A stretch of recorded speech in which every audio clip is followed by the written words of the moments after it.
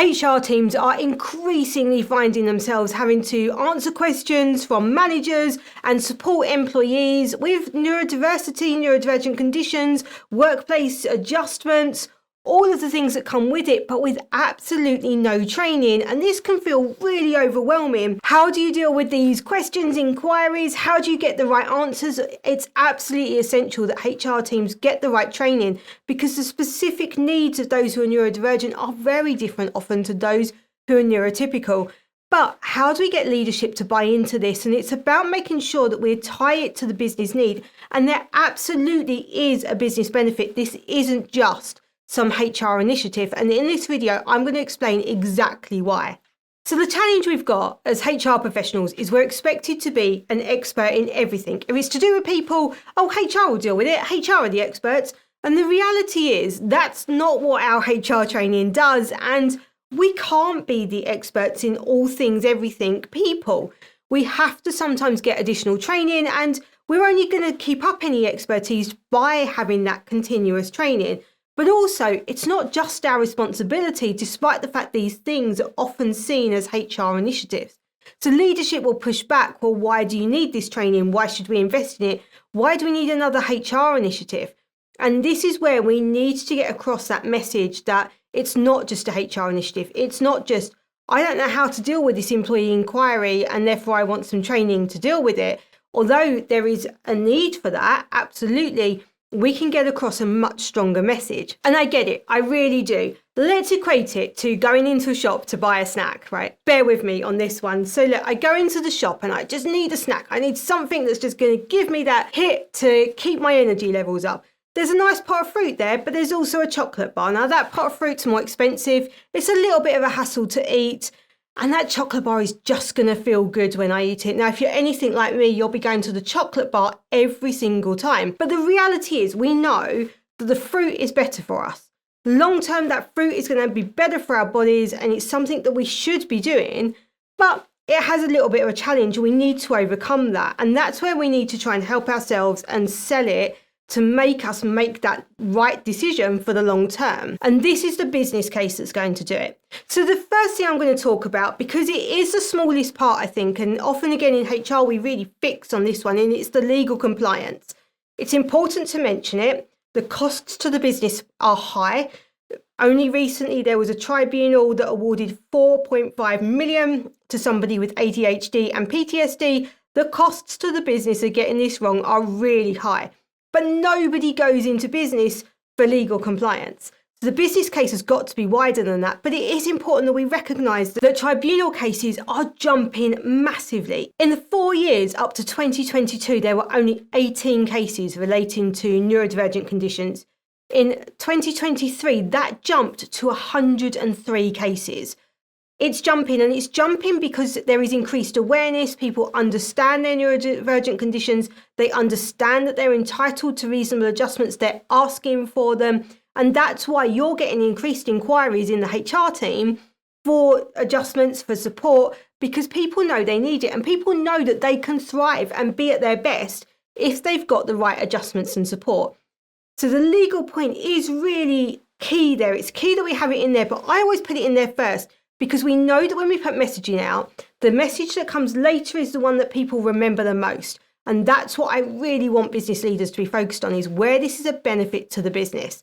So this is where we start talking about things like productivity and retention. The CIPD did some research and found that neuro-inclusive workplaces report stronger, more cohesive teams, higher engagement and retention, and improved decision-making and problem-solving. Why is that? It's because people feel safe to bring their authentic selves to work. And we know that when we've got neuroinclusion, that neurodiversity, we have different thoughts, different ideas being put forward. And that's what creates the innovation, the problem solving, thinking of a different solution to the one that you might have thought of. And that's why we get increased productivity and increased retention, because when people feel safe at work, they stay there.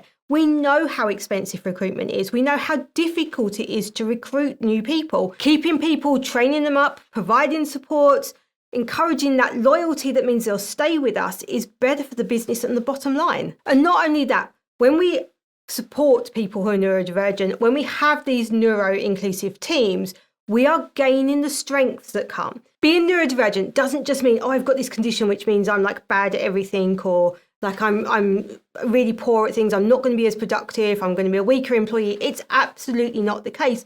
And that's why you hear terms like ADHD is a superpower. Now, I've got other videos where I talk about whether or not that's actually true. But the reality is there are strengths that come with neurodivergence. This thinking outside the box that employers are looking for, creative problem solving, hyper-focus, pattern recognition. All of these things are strengths that come with being neurodivergent. So small things that can really support somebody to thrive enables those big benefits of the strengths that people have. It's just balancing the two. When we come back to the fruit, let me talk again about fruit. And that's an example. One of my reasonable adjustments I have in my own home is to buy pre-cut fruit. Everything tells me I shouldn't be doing this because it's more expensive and it's been drummed into me that I should save money and not waste. And anyway, I buy that pre-cut fruit because it helps me make the right decisions. I know that if I buy a whole pineapple or a whole melon, I am not going to cut it and eat it. But if I buy pre-cut, then I will eat it. I will make the right choices which are healthier for me.